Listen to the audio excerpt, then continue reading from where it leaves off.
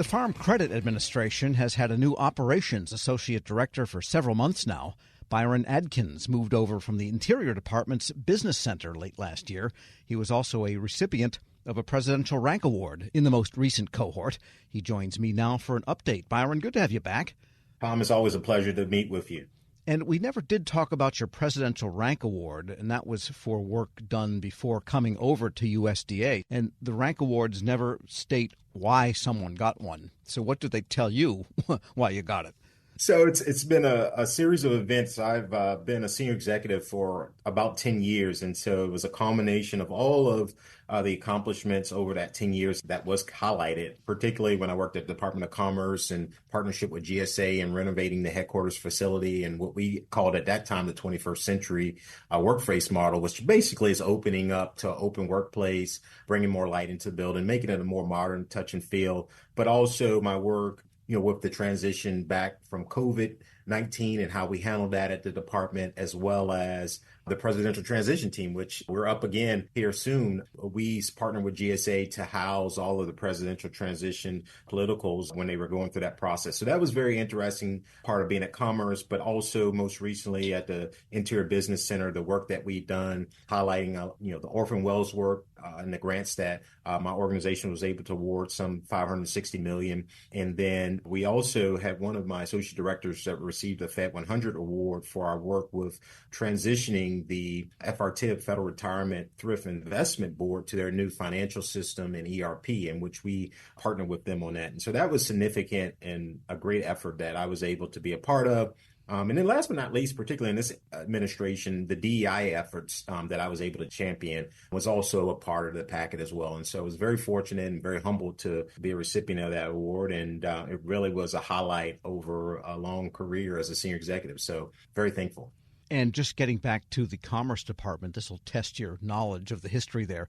What is now occupying the space that used to be the aquarium?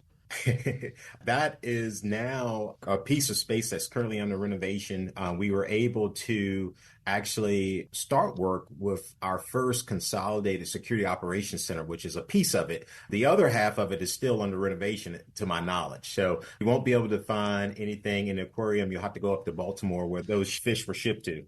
Well, now that it's the sock, it gives new meaning to fishing attacks, I guess you might say. It does. Sorry about that. All right, so now you have moved from a kind of a big, visible, multi-service agency, the Interior Business Center, and you are a very focused organization. Just give us the short version of what the Farm Credit Administration actually does. Happy to do so, because I had to educate myself as well once I came on board. So the Farm Credit Administration essentially provides oversight and regulation to what they call the farm credit system. And these are a group of institutions that provide funding to all of our farmers, ranchers, farm-owned cooperatives, rural home buyers as well, and agribusiness to ensure that we are able to feed the world. And the Farm Credit Administration ensures that they're safe and sound, dependable sources of credit. Also, what's more important, and I think this is in partnership with USDA as well, supporting the next generations of farmers, making sure we're serving that next generation by ensuring that there's safe lending for young and new farmers that are up and coming, and ranchers as well. And so it's a really interesting mission. We go out and examine those farm credit system institutions and make sure that they're doing all the things they need to do, but very small as well, like you mentioned. About 350 employees. So it's been quite a culture shift for me, but it's been a good shift. We're speaking with Byron Adkins. He is now the Associate Director for Operations at the Farm Credit Administration. What does it mean, operations, since it's basically a kind of a white-collar operation, if you will? There's no real mechanics there. Yeah, so it's very similar to the work that I was doing at Interior Business Center. When you think of, so the mission is to make sure that we regulate the farm credit system, and we have examiners and regulators that do that. But every organization, every mission requires mission enabling functions. And so I work in the Office of Agency Service, and we help support those things, everything from HR, back office HR, and all of those suite of systems to operational things such as security, personnel security, cybersecurity, making sure folks has transportation and fleet unfortunately, despite being a small agency, we still have to provide those infrastructure and operational things.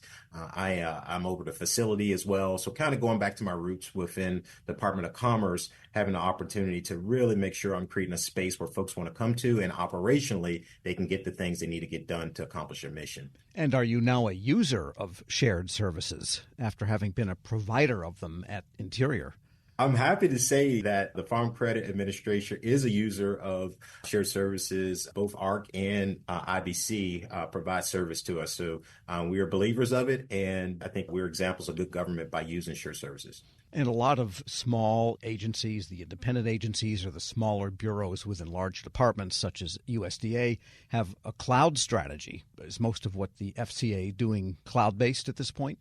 We're working towards it, right? And so it's a process. You can't turn the Titanic in a day. And so that is part of the long-term strategy that we're looking towards. And one of the top priorities of our chairman as well is looking at how we can innovate, but also comply with some of the IT executive orders associated with that. And so we're doing it internally for FCA, and we're slowly working on that. But I definitely say our partners, I mean, I mentioned, ARC, IBC, NFC is our payroll. They're all moving towards cloud-based solutions in their support to us. So we're kind of doing it tangentially, more aggressively, and then in-house within FCA as top of our list to make sure that we're moving in that direction. And in some ways, you exemplify what the senior executive service was supposed to be all about originally. That is, a cadre of people who could move into any department or any function and kind of help it operationally, leadership-wise, regardless of the specific mission.